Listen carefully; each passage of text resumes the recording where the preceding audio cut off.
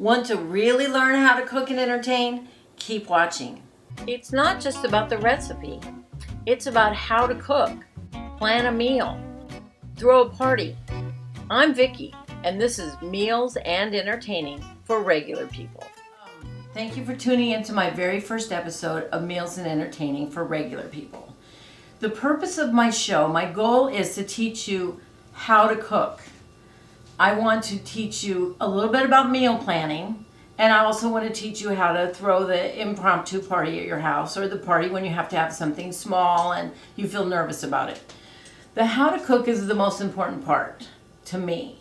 You can get recipes anywhere. You can, the world is filled with cooking shows right now, but nobody is actually teaching you how to cook, what to look for, how to get a meal on the table that's hot at the same time. They're not teaching you, the combinations to make your food, your presentation a little more appealing. So the simple things that you can't get from a recipe. So those people are going to teach you great recipes of how to cook one thing. I'm going to teach you how to cook 4 things at one time. And so that's the difference with my show.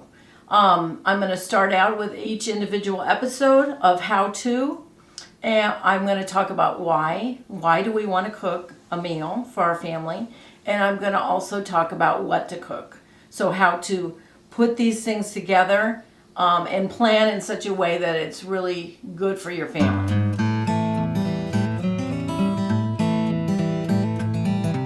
I would like you to take away one thing today. If you only watch once, I want you to know how to do this. If you can make gravy, you can rule the world.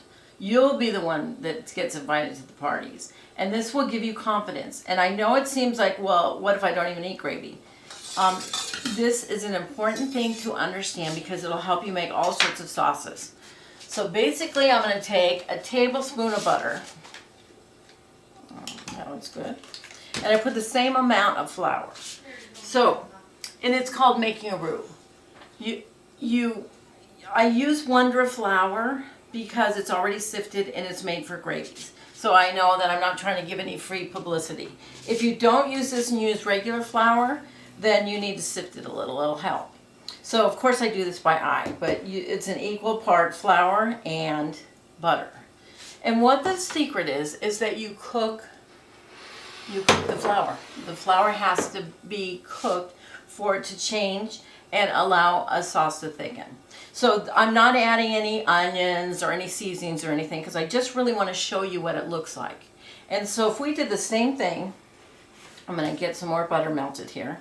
So if we did the same thing and didn't add broth, like I'm going to add chicken broth today, if we didn't add broth, we could do the same thing with milk, and there you have what is more traditionally the start of a bechamel sauce, but we don't want to get that fancy. We could add cheese to it, and we could make our own cheese sauce. So you start understanding this. For some reason, I thought that when I did this, it was an aha moment for me. It made me start understanding how to cook by myself without a recipe. So you see, it needs to be like sand. Now, I should explain, since this is my very first episode, I have a little hand injury. So I'm right-handed, and it's my right hand. So I look like kind of an idiot sometimes, the way I hold things. And I have to move this around. But so, now you know. Okay, I need a little more because I caught some butter on there. And see how it's going to get to be. It's cooking. I'm actually cooking this. And you'll smell a little nutty flavor. Wet sand. Can you see this good? Okay, so once this is all cooked, so this is a good point to make lumpy gravy if you were using regular flour. So I'm going to take a little bit of broth and use 2 hands because I have a bum paw.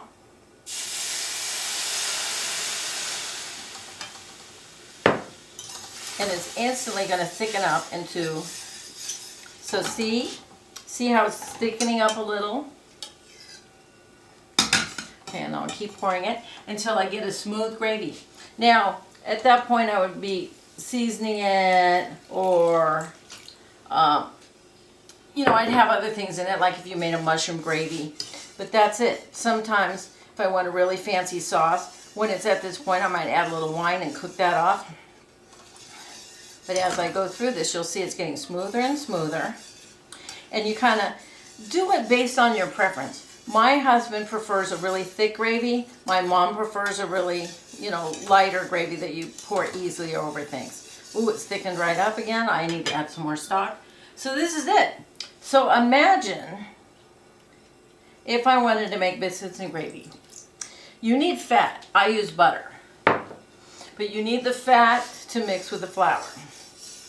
So imagine if you cook sausage. So you cook some sausage, you take out the sausage, you take out as much fat. If it's super fatty, you take out a little of the fat, you keep all the good crusty stuff at the bottom, and you would pour milk in and season it, and that's how you make biscuits and gravy. You put some of the sausage back in. So then, there's plenty of sauces that you make that don't have that. There's also cornstarch. There's a lot of families that just want to use cornstarch instead. It's a little different method. You don't cook the cornstarch.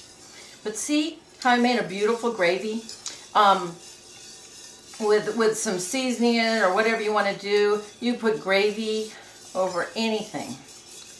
So see how it's coming up to a beautiful gravy? To me, I think this is the mystery of life solved. Now, I made mine a little thick because I used a lot of butter, but that's what I'm used to doing. And there you go. And then just bring it to a little bit of a simmer, and we're ready to serve it. Now this has no seasoning in it, and the chicken broth may be a little bland. Okay, in later episodes I'll get to a little more, let me turn this down, a little clearer on seasoning things. But generally I bought chicken stock from the grocery store. You can buy cans or a box, and this was about 2 cups. To make this gravy so nicely.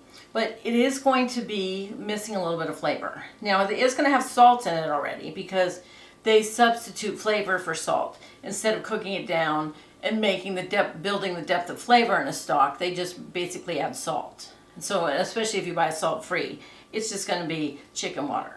So I use things, instead of chicken bouillon cubes, I use that sometimes, chicken bouillon for seasoning, but I use a little bit of a more refrigerated bouillon. And I put it in, and then I'll add some flavor. Then I'll put a little salt and pepper in this, and then I'll let my cameraman taste it. So you just put a little thing in here, and stir this around. I have this on the sink so that I can put all of my, look at this beautiful gravy. This is going to add a pinch. So of course do it to taste. You might like it plain like the other one. But this will really make it taste super perfect. God, I'm in love with how I make gravy. Okay, a little salt and pepper. I hid them. I'm not going to salt it yet. A little pepper.